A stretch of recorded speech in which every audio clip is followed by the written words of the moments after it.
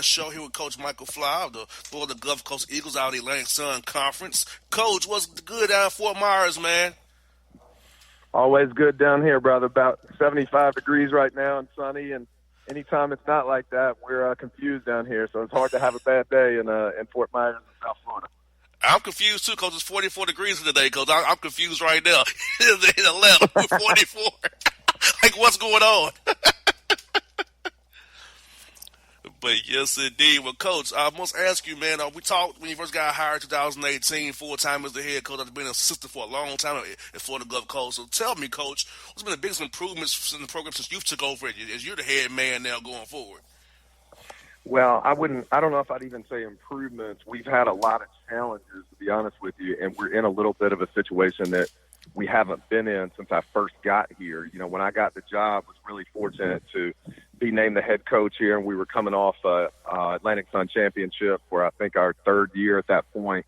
We had Brandon Goodwin go to the Atlanta Hawks now and is playing well for those guys, but lost him to graduation.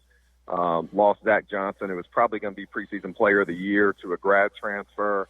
Lost all of our other starters as well to graduation. So it was a little bit of a rebuild, when I got the job. So what we've kind of done is we relied on some transfers last year that had been here before. Some guys played well, some guys did not. So we've kind of hit reset and recruited a pretty good mix of high school kids that are learning and growing, some junior college kids to try to keep us as mature as possible. But this is really the first time for years and years we were able to kind of reload a little bit. And just based on, kind of numbers from a graduation standpoint, the last 2 years, it's been, hey, we got to rebuild this thing into what we think it can be. So it's been an interesting challenge, but I was really proud of our guys. Even losing all 5 starters from a championship team and multiple pros, we were able to finish third in the league last year, had the best home record in the league. So I think we're moving in the right direction, but still got a lot of work to do. And, Coach, like you said, what basically is a very key point for you now with the rebuild here and retooling is the development piece on and off the court, getting guys stronger in the weight room so they won't get injured. Also, going to be strong to be able to take contact on the court and to play hard for you every night. And their skills, because when you have a mix of young and old guys and transfer guys, just get the guys all on the same page. So those 4 hours in the summertime is very key. And also preseason work out there in September and October there for November kicks off is very key to getting you guys on oiled up to get ready to play good now in January, February, and into March here. For sure. I'm so blessed. The staff that I've got around me is tremendous, and I'll just touch on the guys that do the things you mentioned. I've got Travis Wallace as my strength conditioning coach who was at UCF, was at VCU. He's been at a really good level in college. He was actually an all-league player here in the Atlantic Sun at North Florida, and then was with the Toronto Raptors before he came with me. He was actually Kyle Lowry's personal strength conditioning coach. And so he kept Kyle, in really good form. That had been something that had been an issue for Kyle, when he was younger, was staying in shape. So Travis and he worked together, and I was fortunate enough. I was lucky, really, that Travis wanted to come back to college. So we've got legitimately an NBA strength conditioning coach, I think one of the best in the country, at the mid to low major level. And then I brought Joey Cantens on my staff, who was with me at Florida State. He was at USC with Coach Enfield. He was with us here. We made the Sweet 16 run, and he actually went over and spent 2 years in Germany in the top league there and worked with the San Antonio Spurs in the summer league. So, those two guys handle. Travis does all my strength conditioning, and Coach Cantens is player development. So we do things a little differently. We don't do much player development during practice.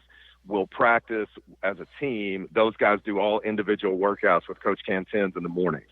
So that way you're getting better as an individual, and it's not just, hey, we're going to spend 10 minutes in practice like a lot of programs do. So I think I've got at this low to mid-major level, I think we've got two of the best in the country at just what you're talking about, strength conditioning and also developing guys and skills and making sure they're improving. Because, Coach, at the low to mid-major level, you have to find guys that you have to project forward. So when they're juniors and seniors, they'll be what they'll grow into. A lot of people don't understand that, Coach. You understand it because we both played and know the game. But you have to project guys to a degree at the low at your level to make sure you have a guy that can come to a 4-star, 3-star guy by the time they're a junior or a senior with the player development and the strength conditioning piece as well.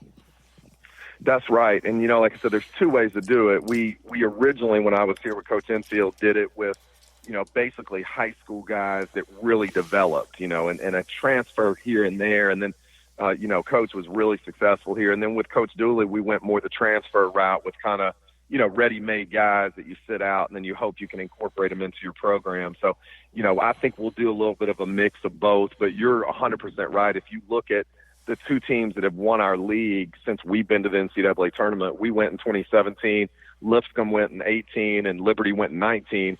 They did it with all 3- and 4-year guys that had grown up through the program, versus going the transfer route like we had done here the last few years. So, we're kind of in the middle of that right now. I think we've got some really good young players. I think we got some good junior college guys. But realistically, when we step on the court right now, I've got 3 players that have played Division I basketball before.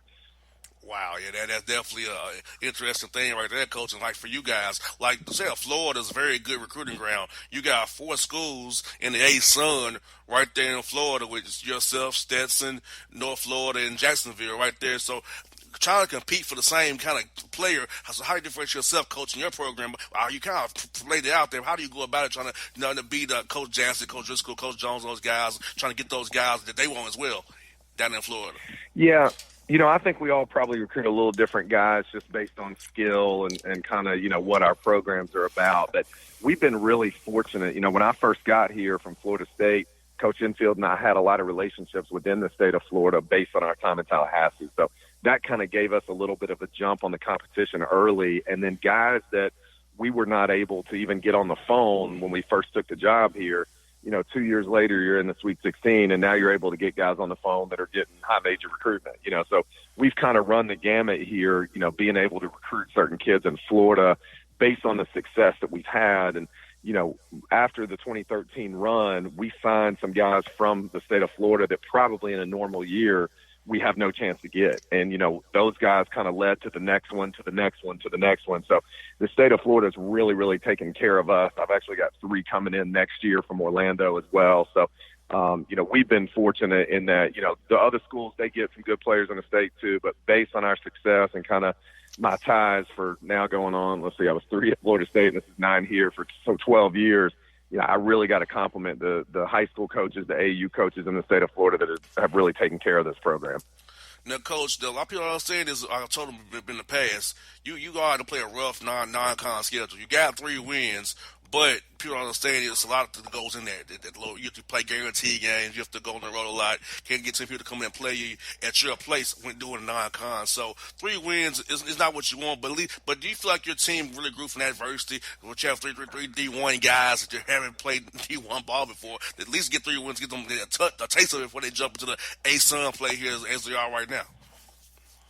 We did, JR, but I honestly, I've told people even here locally this, if I had it to do over, I probably would have scheduled a little differently. We scheduled the past 2 seasons as if we had all those all-league guys returning every year like we had in the past. And that's kind of what our fans have become accustomed to, and the people here is playing a really, really hard schedule. But, if you look around the country at some of the most successful mid-major programs, they don't play, a crazy hard game every night. What a lot of programs have done is they'll play, 6 to 8 tough games, sometimes 4 to 6, and then they're going to play 4 to 6 that if they feel like if they play well that night, that's a win.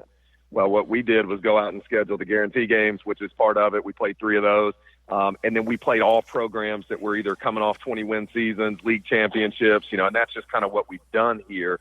But it was tough for my guys because, in reality, we're losing to programs that where we are as a program right now, on paper, you probably should lose to. Now, we were fortunate to beat FAU, and we had a couple of built-in with non-ones, but I do think it helped us grow. What was hard was keeping those guys' confidence up that, hey, listen, you're not the team that your record indicates, but you're playing against junior, senior on the scouting report right now, and we're rolling out there with, at any point I look on the court, I got 3 freshmen, a sophomore, and a JUCO guy, so it's just where we're at as a program. But I do think it makes you tougher, it prepares you, but you do have to fight a little bit, keeping guys' confidence up when really you're losing some games that when you make the schedule, you say, hey, we better play really well tonight or this one's going to be a hard one to get.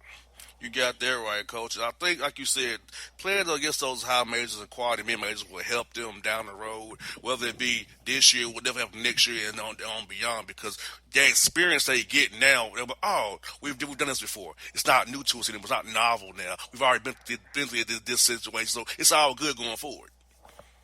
That's right. And if you look even at some of the best teams we've had here, one of the reasons we were able to make the run at 13. Now, we played some very winnable games in other parts of the schedule, but as far as at the top of the schedule, my mind that doesn't float on me too bad here. It's been a few years. I believe we played VCU, Iowa State, St. John's, Miami, and Duke that year. So when we got into the NCAA tournament, they had played just as good a teams and tougher venues, actually. So that's kind of the model we've always followed. But with a team that's one of the most inexperienced teams in the country, which is what I have right now, you also want to be smart to schedule a few wins in there, and that's something we probably need to do a little more in the future if we're going to be young. And Coach, you got 3 wins in conference play now. You've got 6 wins on the year now. 3-3 in conference play. You got NJIT coming up this weekend. So how are your team feeling now with the guy that got to A-Sun play now, getting 3 wins, and have an opportunity to prepare really good for NJIT, a team that came with North Florida and beat those guys a week or so ago down there. So those guys are ready to play coming down south for sure. That's right. They've done a really good job. Coach Kennedy's done a really good job up there. They've got the best scorer in the league, and Zach Cooks, who's actually a Georgia kid.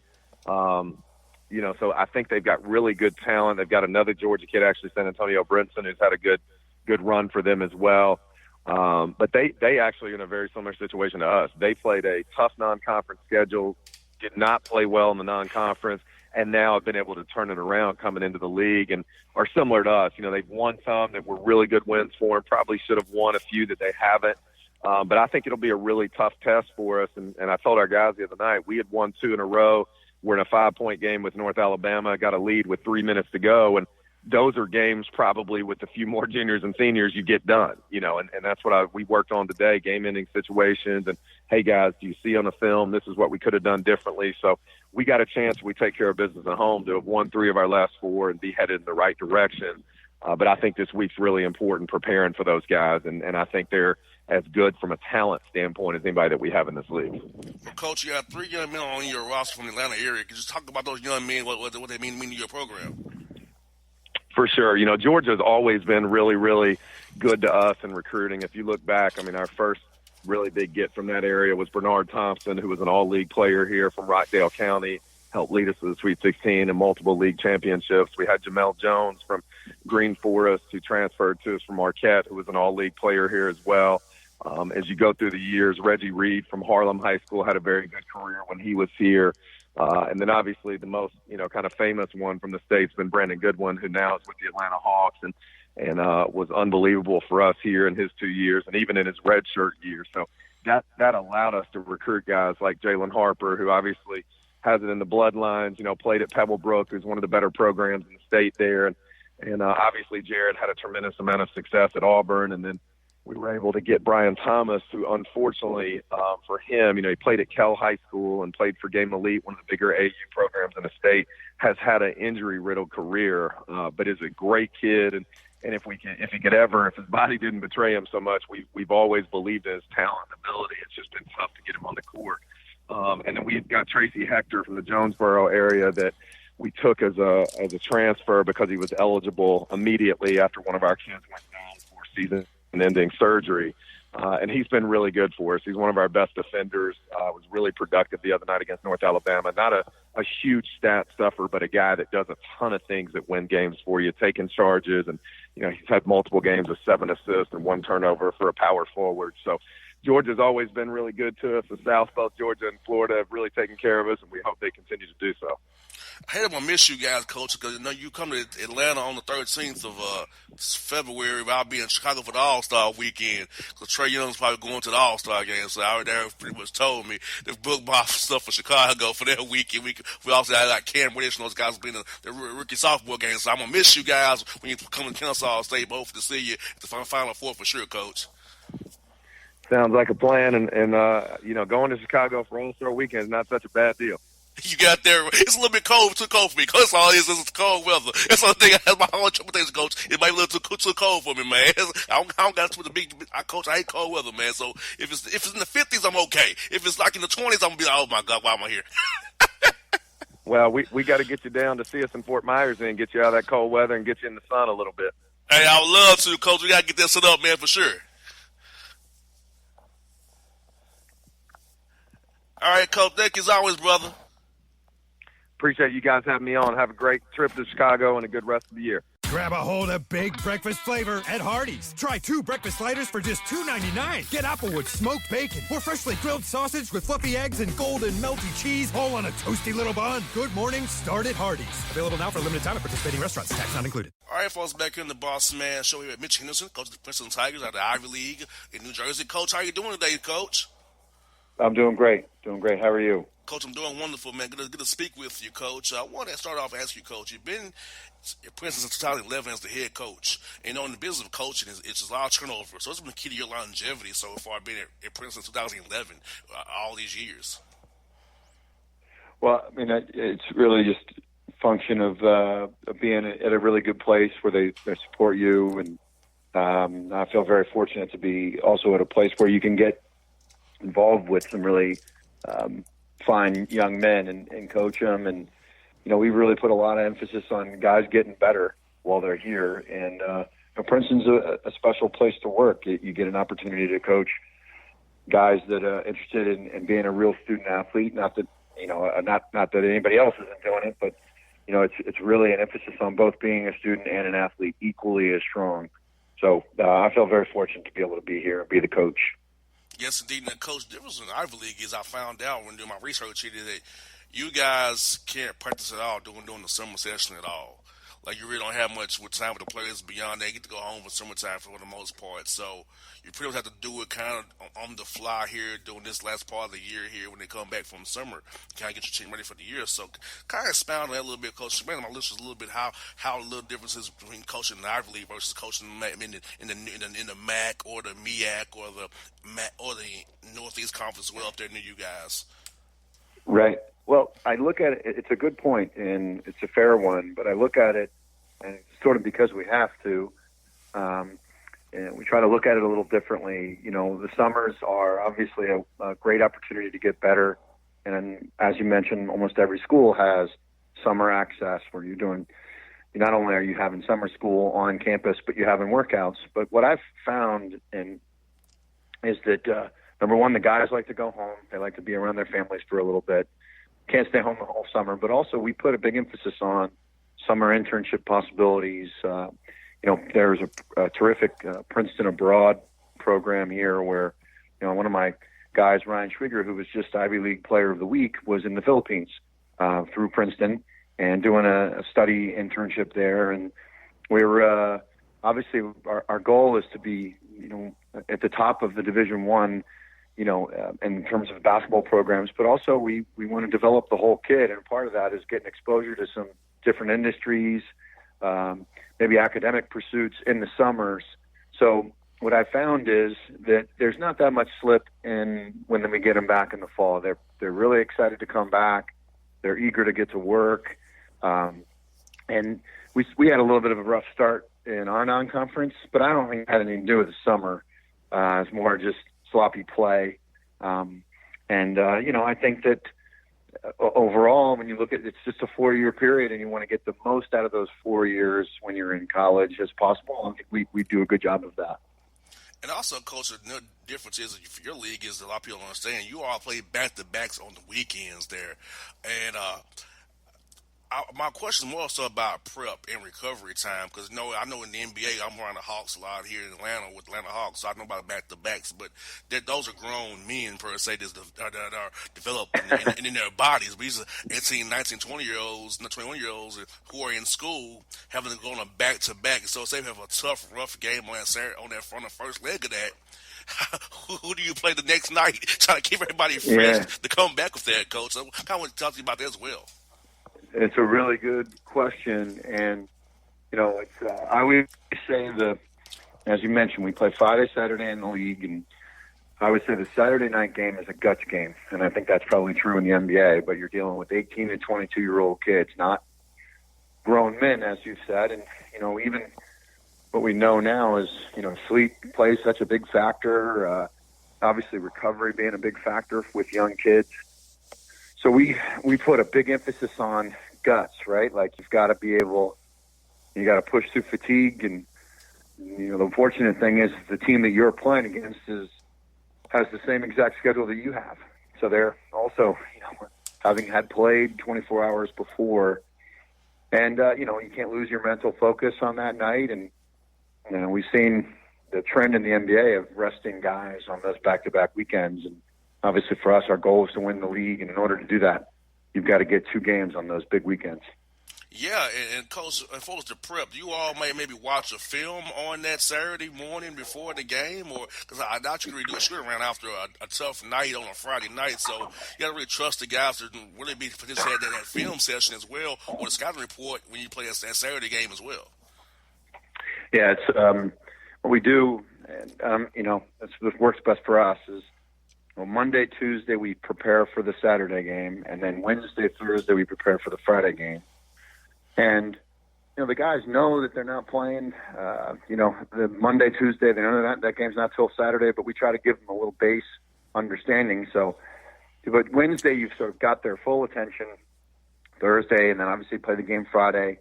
And you act as if you're playing just one game. I think that's worked best for us. And then Saturday morning, you kind of just completely get rid of whatever happened on Friday night, and you treat it like one more game. And we've all these guys have played AAU basketball. They've played 3 games in a day. They've seen a lot of different kinds of situations in their summer travels. So they're used to playing a lot, but the focus is the most important thing. I think that's what you're getting at.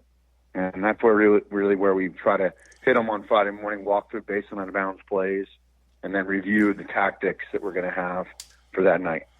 I hear that, Coach. I think it's so interesting to me because seeing it from the NBA perspective, hearing the college game as well is very interesting to me and my listeners because I know we're not used to it down here, but it's just to be able to hear it and hear you lay it out so eloquently like that, Coach. It's great to hear for sure.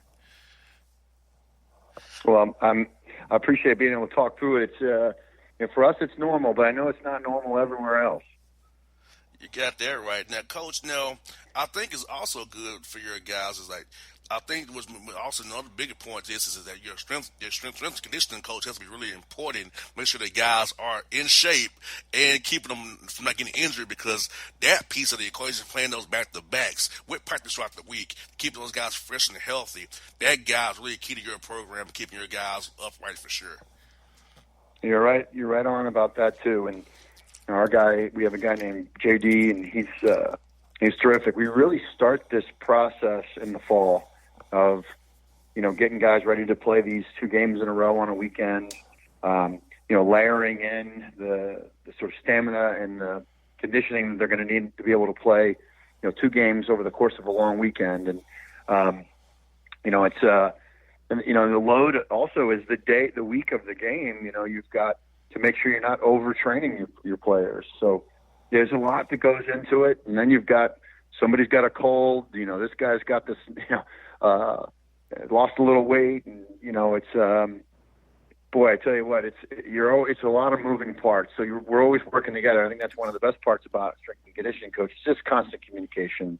Not having your a set mindset on, okay, this is what we have to be like this week. These guys have got to get stronger. Sometimes things change, and the team needs a little bit of a different approach, and our guy's been just terrific with that. And Coach, I know you mentioned earlier in the interview about you winning the games you want to in the non-con. You just weren't playing very well. But what points do you feel like your team really improved on the most during the non-con as you enter the full-fledged Ivy League play here coming up here real soon? Well, we had a rough schedule early on, and I think the schedule was, that's no, my fault, of course, like putting a rough schedule up front, but we had a couple injuries up early on to some key people.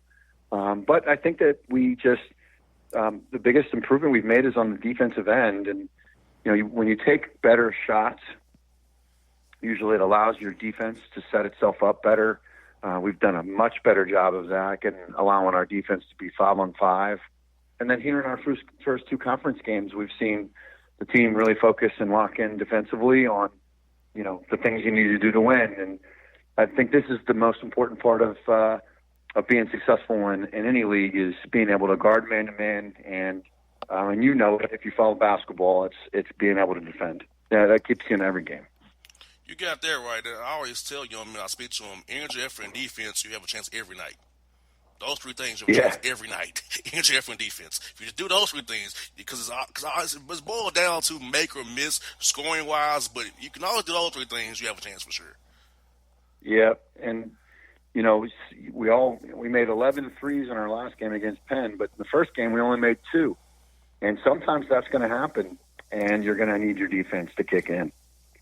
And I also feel like, Coach, for you playing those tough quality mid-majors and high majors, that helps strengthen your teams, get hard in their shells a little, give them some callous when they get ready to play, like say the Ivy League schools who know you guys, where they really have to execute well. So you've seen different styles. You know what you're going to get in the Ivy League for the most part. But I think having that adversity early will help them later down the road, especially when it comes down to the time late in the year for that Ivy League tournament coming up there as well.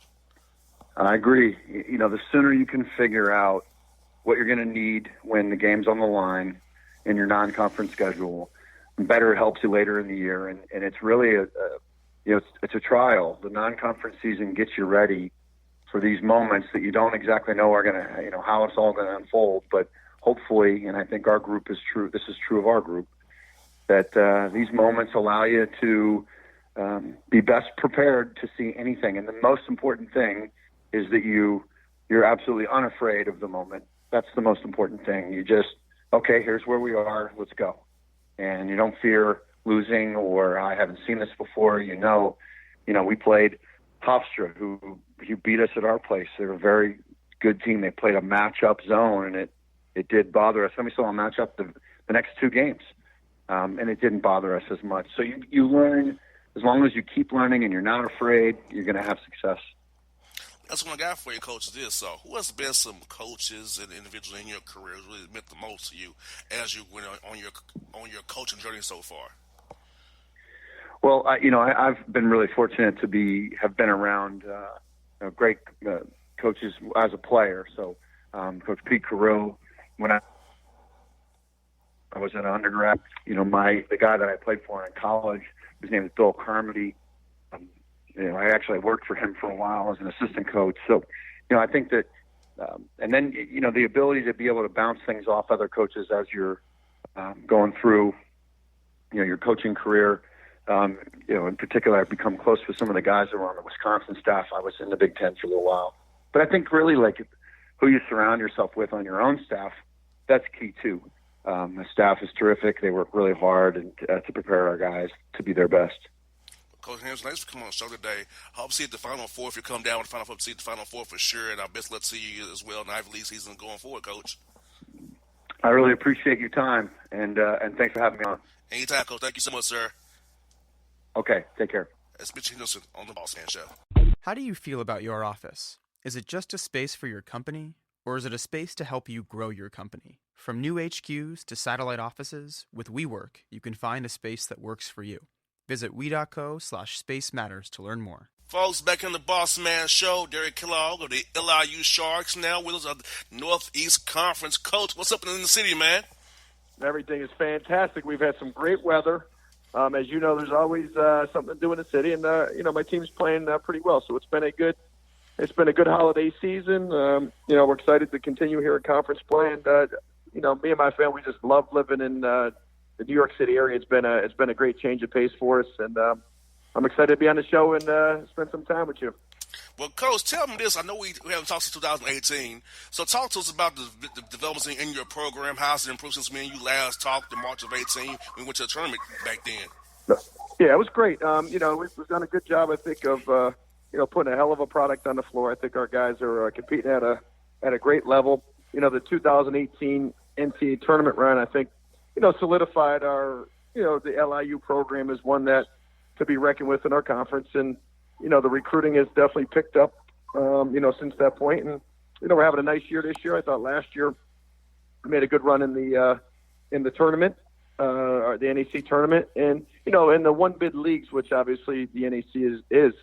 We really gear ourselves towards playing well throughout the season, but most importantly, trying to play well for those 3 days of March so you can get that run at the NCAA tournament. And so I think we're in a good place right now. My team's competing, playing really hard, and we got a good bunch of kids that are getting better as things go on. And, Coach, a big part is that player development piece in the offseason when you got those kids with you there in the summertime and early fall before November tips off, get those guys better and individually and collectively as a group, see, watching film and on-court drills and getting stronger with the strength coaches as well, Coach.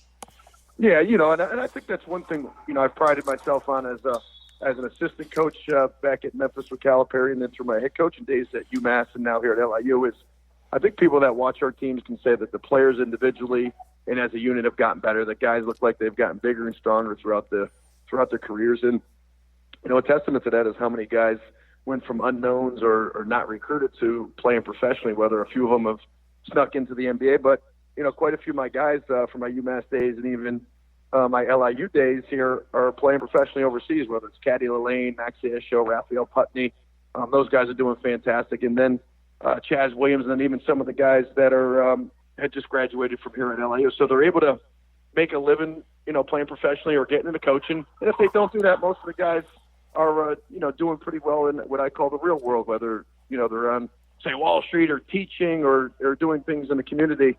I'm most proud that we've had a great graduation rate. All my guys have pretty much graduated, that they're doing good, positive things in the community. And I think the more guys that we can put out there that can be role models for kids, hopefully that's, going to continue the trend of having more positive influences for the young people.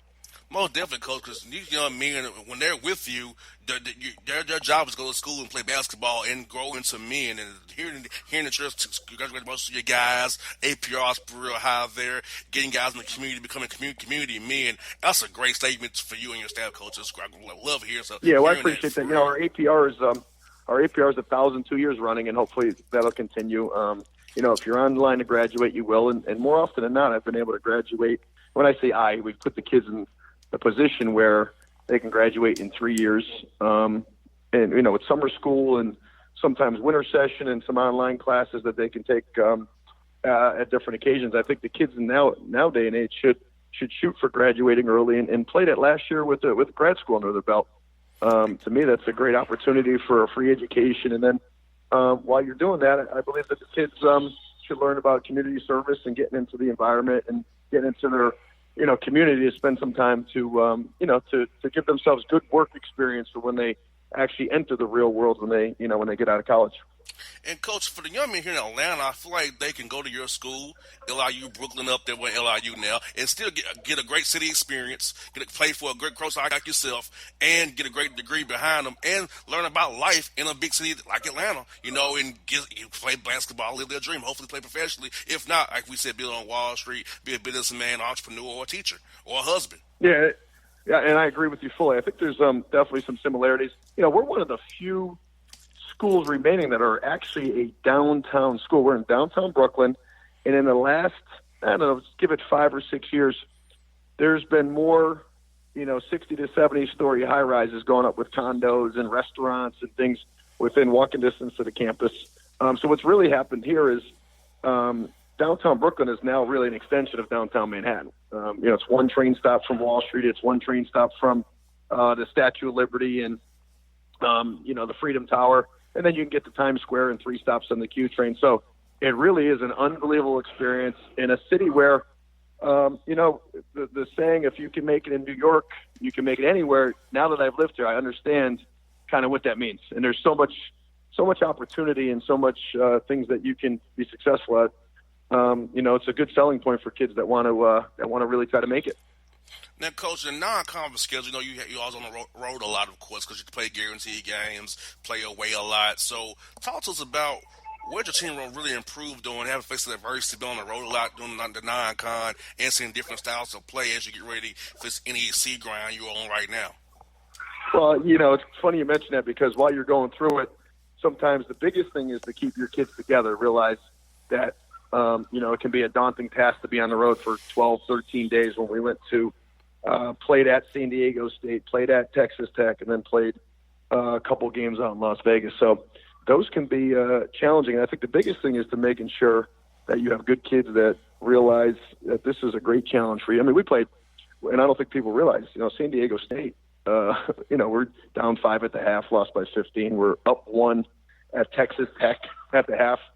I think we scored more points in the half than any team since Kansas 2 years ago against Texas Tech. So there's some positives that you need to pull out of some of those games that doesn't always end up on the scoreboard of wins and losses. So, it was a good challenge for our guys. I thought we were somewhat battle-tested now coming into league. And what you realize is it prepares you to try to win on the road, which is obviously so difficult in college basketball. And I thought our guys handled the adversity in the test pretty well. Exactly, because I can only imagine being in conference, having to deal with that. Is like, hey, we can go on the road and play Fair Dickinson or Mary Mack or whoever it may be in the conference and win there because we've played San Diego State, we've played these Texas Tech, so and they're the higher level than in our conference. So we're not scared of these guys because we know how good those teams were. We was right there with those guys, so they should feel very confident playing anybody in the NEC right now. Yeah, absolutely. And I think the toughest thing for a coach is just managing the average fan or family or people that don't understand kind of the buy game philosophy or having to go on the road. So when you're sitting there at, say, 5-8 going into conference, the average fan's calling, checking in on you, asking you how you're doing, what happened at Texas Tech or San Diego State. And I think the reality of it is, your record sometimes might not be indicative of how good your team is. And I think that's something that, you can only measure yourself as a coach been through it for a long time. Exactly, and you know what? I also know as coaches that, hey, you've been defending your home court pretty well as well, so I know you probably emphasize with the guy. We got to win our home games for sure, and definitely try to split these on the road at least. Yeah, I think when you enter conference play, your main goal is to guard home court advantage, to try to win as many at home as you can, and then, honestly, we call it almost like taking some on the road, seeing how many you can steal as road games, and right now we've done a decent job of that thus far in the conference of winning a couple road games. We've played pretty well at home, and so I'm hoping that trend can continue throughout the conference play. And can I talk about that, Coach? You got to a good start in conference play. You're 4-2 right now in conference play. So talk to us about what's been the keys to your start in conference play being 4-2 so far. Well, I think we've ramped up our defensive intensity some. I tell our guys all the time, if you guys will ramp up the defense and rebound the basketball, we're a really good offensive team when those things happen. So we've played some better team defense. We've rebounded with all 5 guys, and the games that we actually haven't played so well throughout the year, we've got to be pretty good on the boards, and so that's been kind of a focal point for our team. Unfortunately, we haven't had a ton of practice time because of how many games we've played back to back to back, and because we're not playing a ton of guys. I think making sure that they're fresh and kind of feel good is as important as beating them up at practice, as some people may say. I was going to ask you about that, Coach, because I noticed you're not playing that many guys, and you have a Thursday, Saturday pretty much on pretty much a day between. So how do you manage that, knowing you're playing a limited amount of guys, knowing you got 2 games in 3 days pretty much there?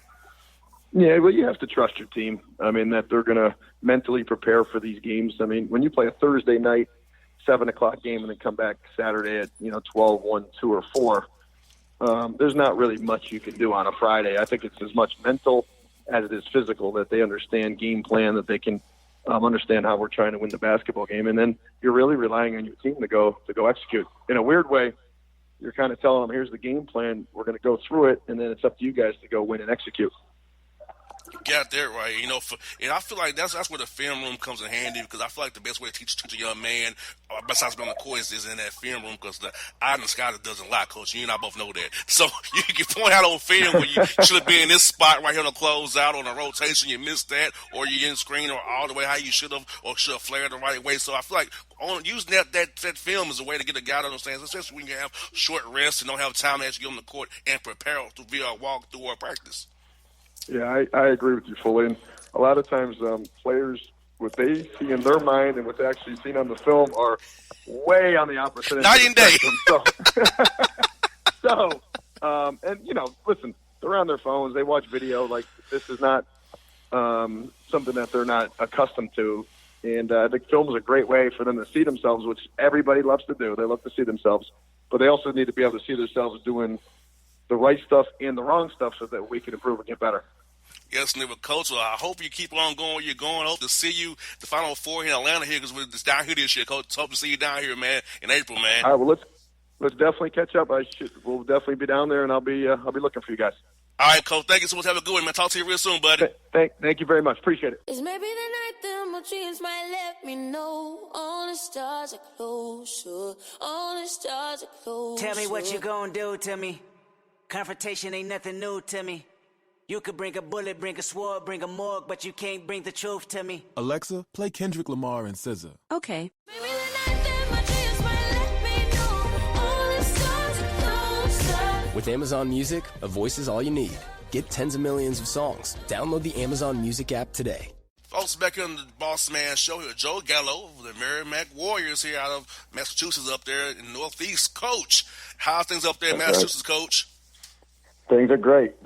We just got back from a 5-day road trip out to Western Pennsylvania. Had 2 really good wins. Going into the weekend, Robert Morris was undefeated in the league at 4-0, and we were 4-1, and St. Francis, Pennsylvania was 4-1 as well, and we were able to go out there and pick up 2 wins. So we hopped back on a flight this morning, and we're back in the Boston area in first place in the NEC, so it feels pretty good.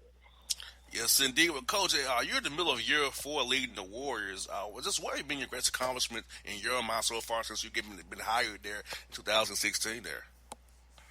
You know what? I would say even with the Division I transition, last year winning, the league we were in Division II is one of the best Division II leagues in the country, and we won the conference tournament title last year for the first time since 2000 at our school. So anytime you do something that hasn't been done in 19 years, I think is a huge accomplishment. And then obviously, in our second game ever in Division I, to go at Northwestern and win on the road at a Big Ten school was, another milestone as well. So, I would say one of those two, pick which one, but, one was took a little more. It was a whole season thing and winning an actual title, and then going in that one game and that one moment was huge for our program at Northwestern as well.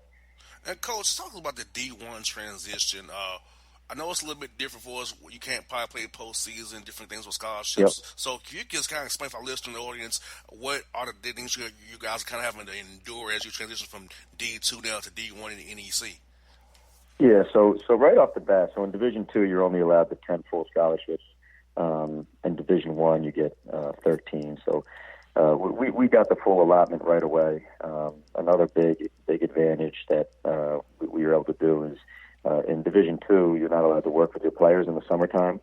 But in Division I, you can do the 8 weeks of summer and have them up there lifting and working out. So our administration was great. Those 2 things were 2 very important things to me.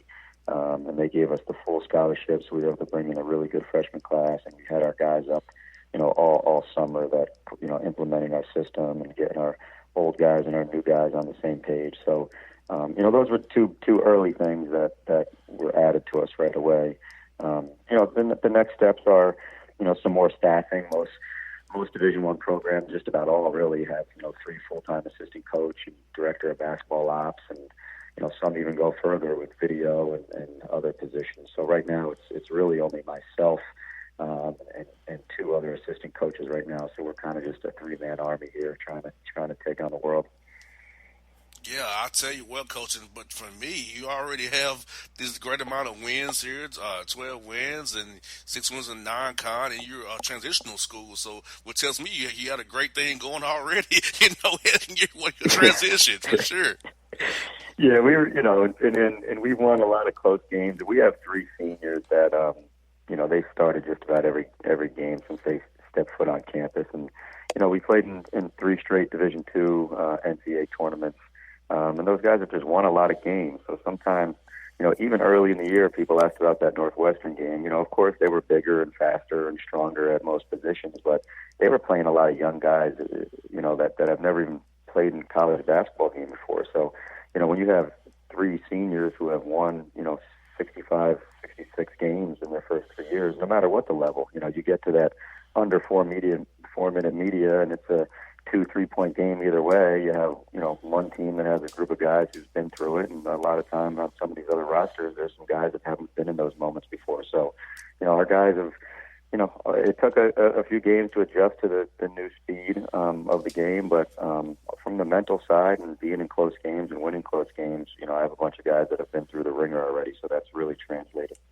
And, Coach, I think it's really, really important going forward is the strength and conditioning program, because playing against the D1 competition with bigger, stronger guys, faster guys, you need to be stronger at optimal shape and speed there. So having a great strength coach, get the guys to eat right, sleep right, and also prevent injuries by being stronger and being physically fit and their core intact will be very important for you guys going forward as player development. It takes even more.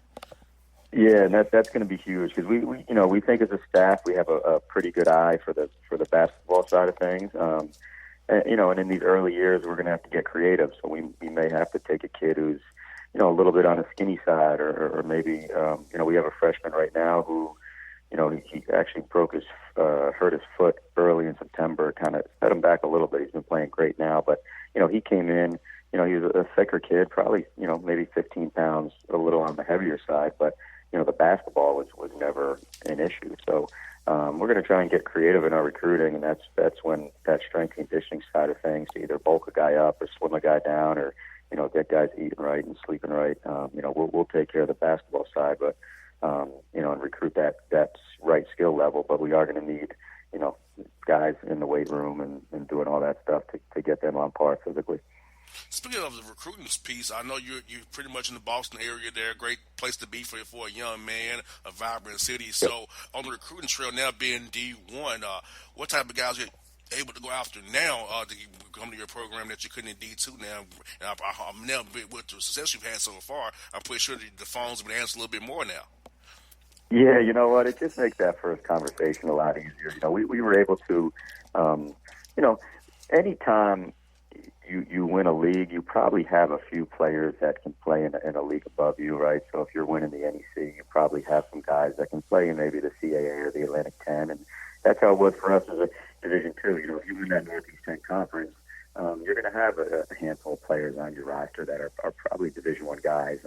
We just had to wait around a little bit longer in the past, and sift through guys waiting out the Division I offers and seeing what they can get and having to stay on top of them. And, it's a little bit easier now. We had 3 scholarships in this class, and we already filled all 3 of them in the early signing period. So just that Division I announcement and being Division I, really it makes that first phone call. Oh yeah, I know you guys. They see you on the ticker, and it's just a little bit more known now than just being. Even when you talk to people all the time about the success you had as Division II, it's just a little more of an unknown entity, and it never got people as excited as it does now.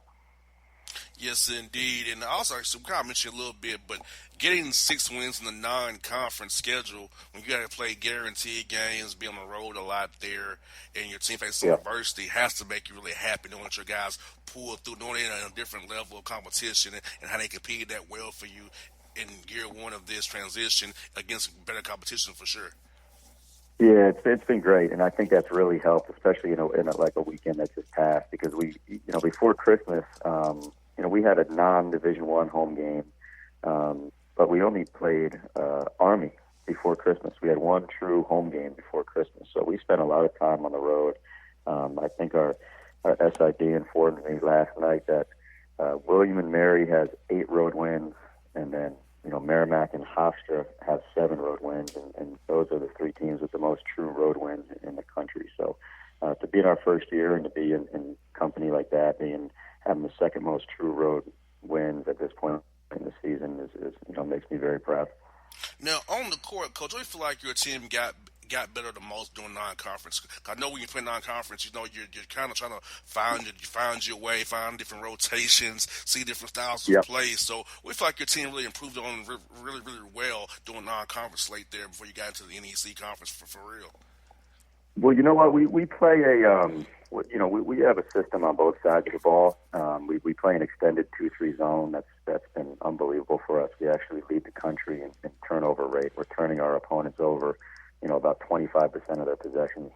And then we have on offense we play, similar to how Michigan used to play under John Beilein with some of that two-guard front stuff. So our guys really know what we are and who we are, and we just really work on our system every day. And the other thing that's helped is we're actually redshirting a couple guys. So, out of our 13 scholarships, we redshirt 2 freshmen, and then we have a sophomore who had an injury, and he decided to redshirt as well. So those 10 guys, at least 9 of them, they know they're playing and they know they're in the rotation. And that's really helped with chemistry. I actually just read an article.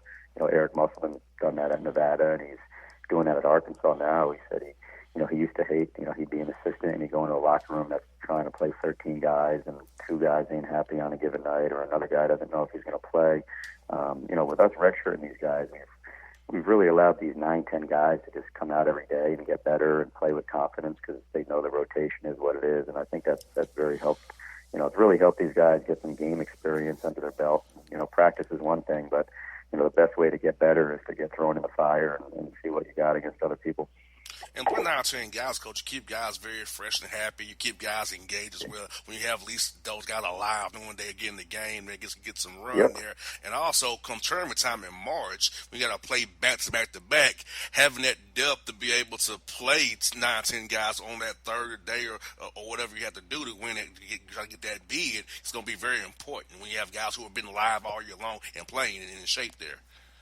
Yeah, it's been great, and we've actually had we've had 8 different guys lead us in scoring this year on different nights. So it's kind of pick your poison at different times. Our defense has kind of been a constant, but it's been really a different guy every night. We had Idris Joyner, who's our starting 5-man really at only 6'4". He had 28 on the road at St. Francis, PA, and 11 from 12 from the field, and that just kind of. I don't want to say it came out of nowhere, but it was a career high, and he picked a pretty good time to do it on the road against the other first-place team. So, it makes it.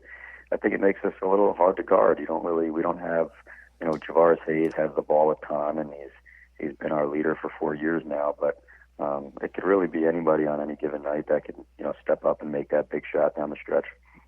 And Coach, y'all tough a game against Fair Dickinson this weekend here. Greg Herner does a great job. He's very energetic, of course. We know he's very energetic. Yeah. And they got won a game last year in the tournament there. So tough test against those guys. We're some film as you get ready to coach a horrendous team there. You know what? We have a ton of respect for G. He's a Merrimack alum, and he's very proud of it. He supports our program. When I first got the job and we were at Division II, he had us down and played them in an exhibition game 4 years ago when my seniors were freshmen. So it's these teams are going to play hard. They're going to play with a ton of energy. They're just coming off a big win. I think they struggled a little bit in the non-conference, but he's not scared to go out and play everybody. So it's really hard to gauge who they truly are until conference play comes, because they went at Notre Dame, they went at Kentucky, and that's kind of been his thing the last couple of years, is going out and playing the big boys. So we're looking forward to the challenge, and our guys are up for it. There's Caleb Bishop, their starting 5-man, played at St. Anthony High School in Jersey City, and my 3 seniors all played with him for Coach Early at St. Anthony in Jersey City. So there's a lot of knowns between the 2 programs, and we're just looking forward to go out and compete. That's what I got for you, coaches. Is who were some coaches and some individuals in the business of coaching really helped you in your career, and guys you kind of lean on when things get tough for you? Yep, that's right. And he's Greg's been like a mentor, and he's always a phone call away, and he's been texting me every year since I got the job. Anytime we have a big win, he always reaches out. So it's kind of all love when it's going to be Merrimack versus FU between Coach Arenda and myself. I'll definitely be neutral. I like both of you guys already because I've been on the show too. So I'll be very neutral. I like both of you. So either way, I hope everybody leaves healthy. That's what I'm hoping. Everybody leaves with their health, because I know it's going to be a good battle between you and Coach Renner for sure. Has he told you about his radio show? Yeah, he told me he'll have me on his radio show real soon. He told me that he'll be out in Jersey and New York. He told me all about it, the Greg Herndon show. He told me all about it offline for sure. Greg Herndon show. He's had me on twice. He hasn't had me on in a couple of years now, but I got to get back on that thing. Me and you both. We got to get Me and you both. But Coach Gallo, have a great week. Hope to talk to you real soon. If you're coming to Final Four Atlanta, I hope to see you down here as well, Coach. JR, I appreciate you having me. Anytime. Thank you so much. Have a great night. Till the tears run down from my eyes, Lord, somebody, ooh, somebody, can anybody find me? Somebody to love. Alexa, play hits from Queen. Okay. Somebody to love. Somebody. With Amazon Music, a voice is all you need. Get tens of millions of songs. Download the Amazon Music app today. Folks, back on the Bossman show for the first time, we're joined by Joe Jones, coach of the Boston University Terriers. Coach Jones, what's up with you in Boston, man? How you doing, man? I'm trying to stay warm out here in the Northeast, man. I hear you. Good, though. I hear you, Coach. We're coming up your way on February 1st with the Hawks, man. So hopefully it'll be a little warmer when we come up there in about 10 days. You got it, my man. You got it. I'll be thinking of you. Yes, indeed. Well, Coach, I'm telling you, I want to bring in the show because, you've been at Boston University for going into the middle of your ninth season, Coach. What's some of the keys to your longevity in a business where so much turnover and the carousel every March and April always is turning? But how have you been able to make sure you've been at Boston University for the last 9 years? Yeah, that's a good question, my man. First, I think, I have to give a lot of credit to our administration, our athletic director, Drew Maricello, and our president, President Bob Brown. I think that's where it starts, administration, having patience, also understanding, what we stand for, what I stand for as a man and as a coach, and just trying to do the right things by my kids. And quite simply, my philosophy is I want to give my guys the best overall experience I can give them. Whether it's on the court, in the classroom, outside the classroom. We want to give them the best all-around experience we can give them. So, our guys are doing internships in the summertime. We're working them out like everybody else and trying to get them better.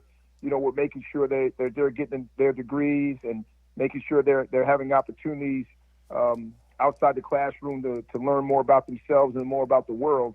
And so that's what we're all about, and hopefully the people here, understand that and respect that. And hopefully that has something to do with my longevity outside of the fact that, we're winning enough games and keeping people happy. Yeah, for sure, because I feel like, in this business, they don't give you guys enough time to actually grow a program. Once you do it in 1 or 2 years, if you don't do it in 1 or 2 years, they want to get rid of you and start over the next process. I feel like you got to give a guy a chance to actually build a program, and you need to have the AD and to have the president and administrator align with the coach so you can get that done and not be like a quick hook, as you see a lot of different places around the country where it's a quick hook on guys and they never get back in the business or be assistants the rest of their careers. No question. And now that there's so many challenges now, with trying to be successful, with kids, transferring the transfer rule and how easy it is to kind of put your name in the portal and how you can lose guys. And, it only takes losing 1 or 2 key guys that can throw you off, and then you got injuries and all the other stuff that you have. So it's not easy to be good consistently.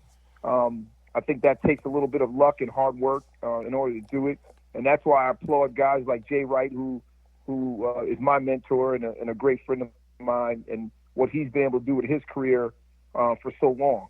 It's hard to do that. My brother is the head coach at Yale, and he's never come in less than 4th place in 20 plus years. And so, when you have that, and you have guys like that around you, it helps me kind of understand what I got to do to be a better coach. Yeah, I had your brother on early in the year. I think I had him on in October, November. I had your brother on the show. We were talking to him about his program at Yale. So, yeah, no doubt, man, your brother's a good dude as well. And yeah, he's a good guy. Now, for you, Coach, I know in perpetually you got to really kind of get guys who develop a little bit later. You got to find a guy and project the guys. So the professional development for you guys is very, very important at Boston University. So talk about your professional development program, how you go about trying to develop young men on and off the court, and also get them stronger with your strength coach, and get them to eat right and sleep well. No doubt. It is all those things. And it's one of those things where, it takes a village, right? So you need to have the right strength coach. You need to have the right nutritionist, and you need to have people around that can,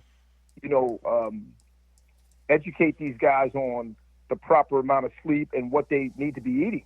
A lot of times when guys come in, they don't really understand that. So you have to kind of start to break those habits and have them understand what they need to put in their bodies and how much that could impact them. And obviously, the being in the weight room and understanding how, to kind of build your body and educating them on that. So there's, you need a lot of people around in terms of that and developing these guys. And then obviously you have to have a staff that can help you develop these guys on the court and off the court. So some of the things that we try to do, as I alluded to earlier, we have our guys, especially our upperclassmen, involved in internships. So we've had guys work for lawyers and business people and architects and marketing people over the years. It's been unbelievable for them to get an experience outside the classroom. We've had 9 guys in the last 4 years get their master's degree while they were undergrads. They were able to graduate in 3 years because they're here for summer school and they're taking a full course load. And so we're really proud of those things, those things within our program in terms of how we try to give our guys the best experience we can provide. This past summer, we went to Spain for 10 days, had an unbelievable trip there, went sightseeing to all the great cities, Barcelona, Madrid, and so have you. So that was awesome. And then, we were in Mexico for 4 days around the Thanksgiving break, and that was awesome, to play in that tournament there. So, we feel good about what we're trying to provide our guys, and then we're just trying to pick the right types of people here. We're trying to get guys that really match it with the values of what we were all about at BU, and that's being a person of high character and someone that really wants to be educated and wants to take advantage of what it's all about and wants to be someone that's a leader in the community. So those are things that we kind of look for and try to stress. And right now, this is probably the best group we've had from top to bottom in terms of who we are and what we want to be. And I think they represent our university the right way. Yes, indeed, Coach. That's exactly what you want to have in a program, as you laid out there so eloquently right there, Coach. Great job on that. Yep.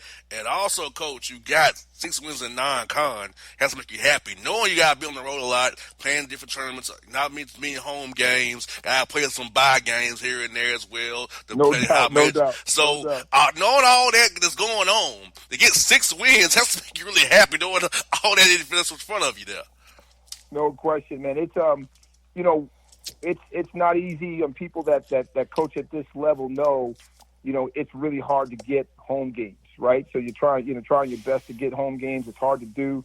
There's some years we've only had 4. We've gone through a couple of years we've had 3 and 4 home games. So that's been tough. So when you're able to go on the road and beat a team like South Carolina in their gym, that was probably the highlight of the non-conference schedule. Those are great achievements. And I told the team after the game, I really feel like there are great things headed towards because we really have the right guys and we have guys that really play for each other and want to represent the university and play for each other and play for the players that have been here in this program in the past. It's been such a great program for so long, way before I got here. So, this is really a dream come true for me to be able to be the leader of this basketball program. Now, on the court, Coach, what do you feel like your team really got improved on the court? Because you saw different styles of play, different types of players, different type of teams. So what do you feel like getting exposed to all different styles of play really helps your team on the court as you see them play in the Patriot League now? Well, I think the one thing that we do, I think our guys do a great job of playing team basketball. I think we play defensively, we play as a group, we play as a unit, and then offensively we do the same thing. We do a great job of sharing the ball and playing together, and our guys are really into it, and we don't have to talk to our guys about shot selection a lot or about, sometimes we overhelp because we're trying to help each other so much. And, this is, for me, this has been awesome. But those are the things, if you come watch us play, I think you will see a team that's committed to playing hard and committed to playing, the right way, and that's playing together and making each other better. I think we do a good job of that. And having that synergy, Coach, is so important for a team. When the guys are playing for each other, have that synergy, the ball moves, gives you energy, you bring the effort every night. And I feel like whether you win or lose, you feel like you have a chance every night when you have that synergy. I feel like your team has already. No doubt. That's kind of what we've been doing. And, we kind of went through a run here. You know how it is. We're still growing. I thought, in the non-conference, we had a lot of guys coming back, but we still have only one senior this year. So we're really still a young team. And we lost a lot of close games, and we were right there in the end. And I knew we were going to play better as the year went on, and then things started to click. And you know how it is. It's a long season, and, you're going to have your ups and downs. But I really feel like you do, we're putting ourselves in a position to have success most nights because we're playing hard and we're playing together. And Coach, 6-1 at home, so defending the home court has to be very emphasis you give your guys, especially when conference play starts, because you want to get the home games for sure. Try to split on the road there. No doubt, you got to get those home wins, man. We got a big one tomorrow night against a very good Navy team, and we got to try to get it done because it's hard to be successful if you can't win in your home floor. Yeah, like you said, Coach, look at our Navy's team. I always send from the guys on film, Coach. I know you got Holy Cross as well this week as well. So you got two tough games back to back here. So first for Navy, so what do you send those guys on film, Coach? Well, the first thing I'll tell you that jumps out at you, man, and as always, they are committed to playing hard.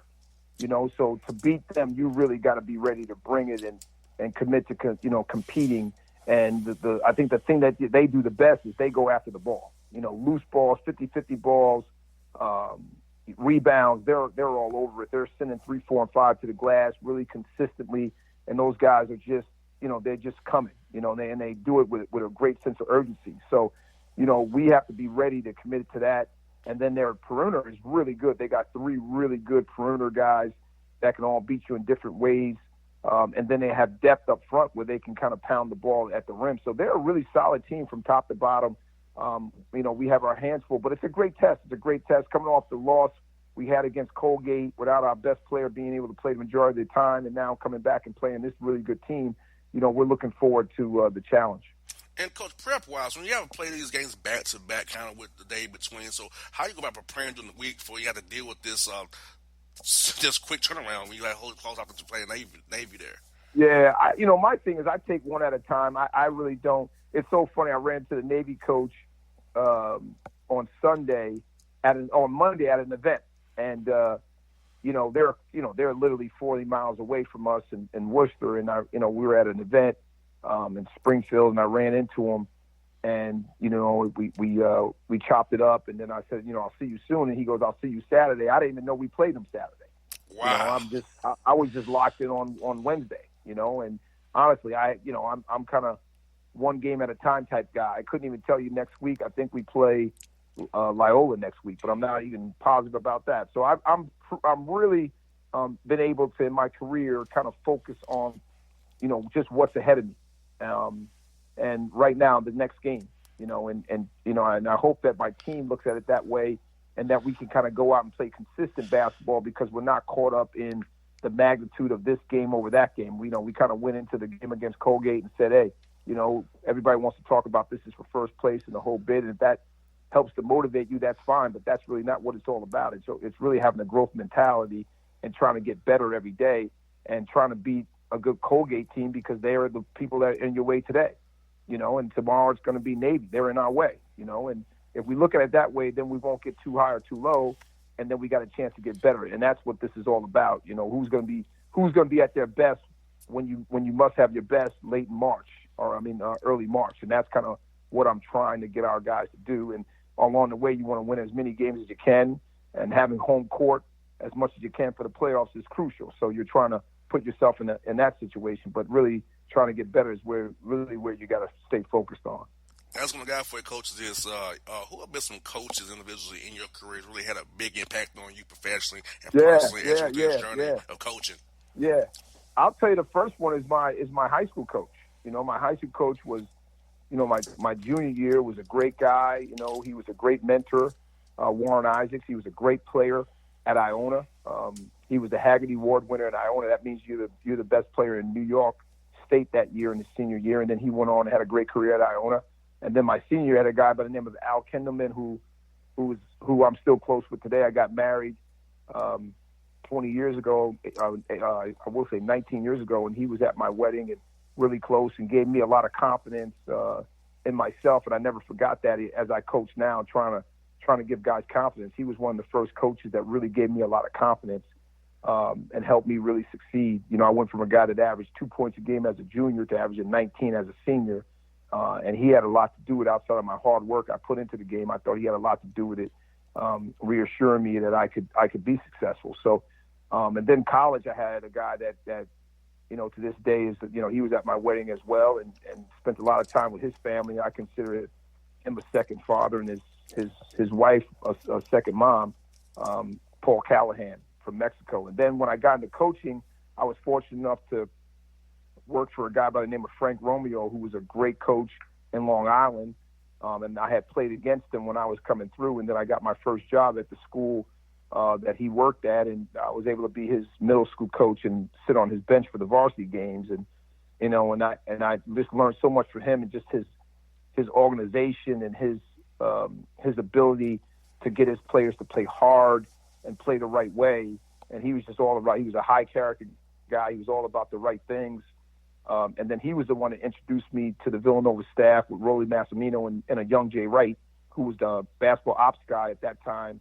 We went to their camp and met Jay, and then the rest is history. Jay hired me on his first staff at Hofstra, and I learned so much from him and a guy by the name of Tom Pecora, who actually ended up becoming the head coach at Hofstra after Jay was gone and the head coach at Fordham. So, you know, those were two guys that I learned a lot from. But I would say Jay is the one that I learned the most from in terms of, you know, how to run a program. You know, how to run a program, how to get the most out of your players. You know, he was just sensational, and I had a chance to see him, you know, on the ground floor as he started to put his stamp on the college game, and watch him as a young coach have some setbacks and then kind of work through those setbacks and learn how to be successful, you know, and so, you know, just so much from so many people. I tell people that all the time. You know, my job now is to serve others and to give as much as I can to help young coaches, help my players become the type of people that they want to be. And part of that is because that's what I had when I was coming up. Well, Coach, keep that train going. We need more brothers coaching in the business, guys. We're losing too many of us. We know we lost half of us this past carousel. So we need more brothers to keep the train going for sure. Keep that pipeline coming. You got it, my man. You got it. I'll do my best. Hey, Coach, hope to see the Final Four, man. Hope you come down to the ATL, man, the Final Four to catch you. Hope you come by the studio here and see us in April here real soon. You got it. Let's keep in touch. I appreciate the call. Will do, Coach. Thank you so much, man.